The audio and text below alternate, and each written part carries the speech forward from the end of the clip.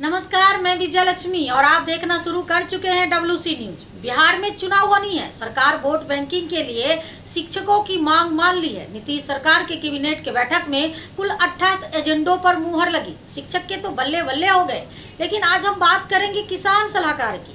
वही किसान सलाहकार जो हर मौसम, चाहे वो ठंड हो, बरसात हो या गर्मी, किसान के साथ होते हैं।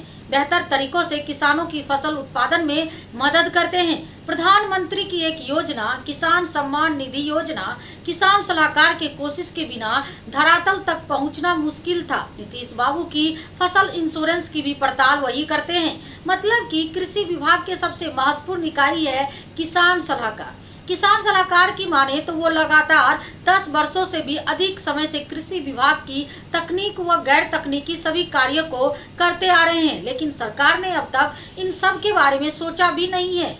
इतने मेहनत के कार्य के बाद सरकारी कर्मचारी की दर्जा तो दूर, संविदा कर्मी की भी दर्जा नहीं दी गई है। अब तक राज्य सरकार उन्हें प्रगतिशील किसान मानती है। इससे पूर्व किसान सलाहकार के अलग अलग संघ ने सरकार से इस मामले को लेकर गुहार लगाई, लेकिन सरकार ने ध्यान नहीं दिया। अब बात यहाँ तक बन आई है कि पूरे बिहार में किसान सलाहकार के सभी संघ एक हो गए हैं। अभी तो वे लोग बांह पर काली पट्टी बांधकर तकनीकी कार्य से अलग हो गए हैं। लेकिन अगर उनके मांगों पर सरकार ध्यान नहीं देती है तो वो लोग 21 अगस्त से अनिश्चितकालीन हड़ताल पर चले जाएंगे।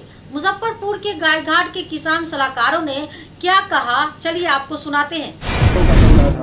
हम लोगों का विगत 10 वर्षों से हम लोग कृषि विभाग में किसान सलाहकार के रूप में कार्य करते आ रहे हैं। लेकिन सरकार हम लोगों के प्रति उदासीन रवैया को देख के हम लोग तंग आके दिनांक 16/8/2020 से 20/8/2020 तक हम लोगों ने काली पट्टी लगा के और राज्यादेश संख्या 1304 के आलोक में काम कर रहे हैं। लेकिन हम लोग जो टेक्निकल काम है, मोबाइल से काम है, ऐप के माध्यम से काम है, उसका हम लोग बहिष्कार कर रहे हैं।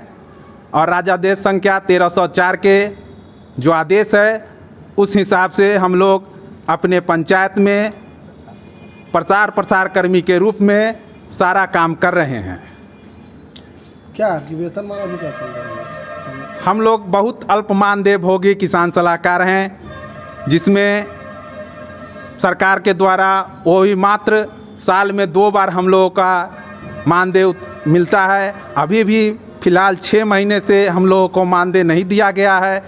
इस कोरोना जैसी वैश्विक महामारी में भी हम लोगों की परिवार भूखमरी की कगार पर आ चुकी है।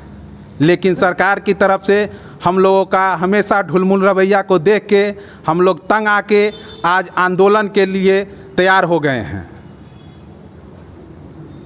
अभी हम लोग या हमारे संघ सरकार से और विभाग से गुहार लगा रही है लगातार 10 वर्षों से।